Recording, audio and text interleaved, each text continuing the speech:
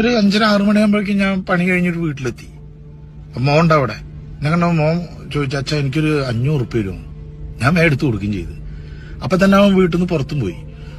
ഒരു 1.5 മണിക്കൂർ കഴിഞ്ഞപ്പോ വീണ്ടും അവൻ വന്നിട്ട് പറഞ്ഞു, അച്ഛാ എനിക്കൊരു 500 ഉറുപ്പിക കൂടി വേണം. ഞാൻ ചോദിച്ചു, എന്തിനോട് ഇത്രയും പൈസ?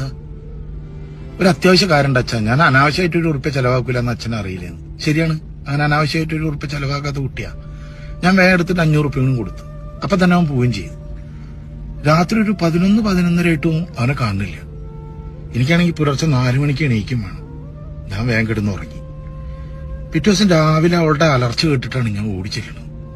അപ്പൊ കണ്ട കാഴ്ച, എന്റെ മോ അങ്ങനെ തൊള്ളിന്ന് നേരം പതയൊക്കെ വന്നിട്ട് ഇങ്ങനെ മലർന്ന് കിടക്കുക.